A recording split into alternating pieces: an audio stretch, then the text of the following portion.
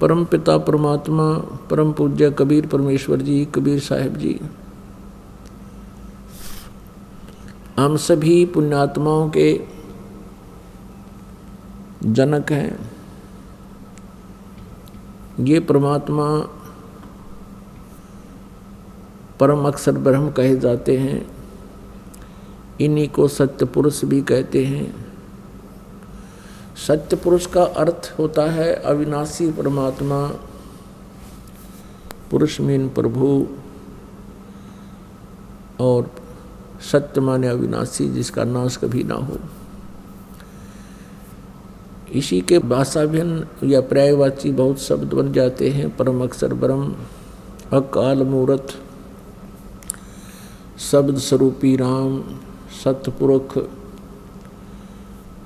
ये वो परमात्मा है जो सब ब्रह्मांडों का रचनहार है, और जो बनारस में काशी शहर में, भारतवर्ष के काशी शहर के अंदर एक जुलाहे की भूमिका किया करते थे, जो धानक कहलाते थे। ये पूर्ण परमात्मा है, असंख्य ब्रह्मांड के स्वामी। पुण्यात्माओं, परमात्मा की पहचान कैसे की जा सकती है? परमात्मा की पहचान करने के लिए हमने जो आधार बना रखा था वो ये था, जैसे श्री कृष्ण जी ने मोरध्वज राजा के पुत्र ताम्रध्वज को आरे से 2 भाग करवा के जो मृत्यु को प्राप्त हो गया था उसको जीवित कर दिया। जिस कारण से हमने भगवान श्री कृष्ण जी को सुप्रीम पावर मान लिया। इसको कहते हैं चमत्कार परिचय। पर्चा बोलते हैं इसको, पर्चा, परिचय भी शुद्ध हिंदी में परिचय कहते हैं, यानी पहचान प्रभु की। उन परिचयों में जो लक्षणों में से एक ये भी है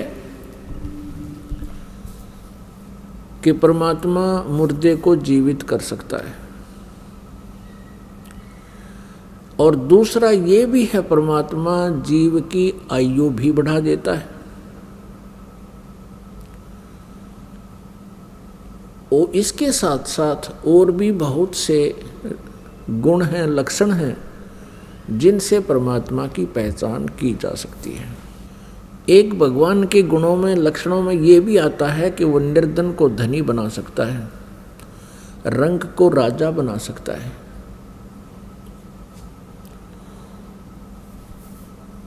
और एक ये भी पहचान है कि उसके विषय में हमारे सद्ग्रंथों में लिखा हुआ है।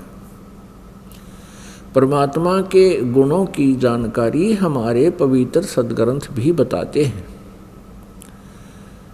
जिस परमेश्वर के लक्षण, जिस परमेश्वर के सर्वचिन्ह इन सभी बातों पर खरे उतरते हैं, सभी पॉइंटों पर, सभी केंद्रों पर,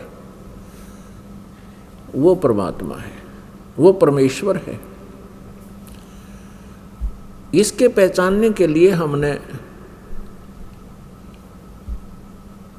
बहुत सा सहयोग लेना होगा।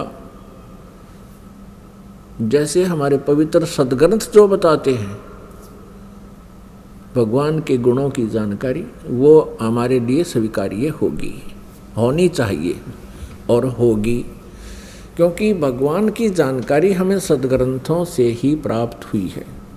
और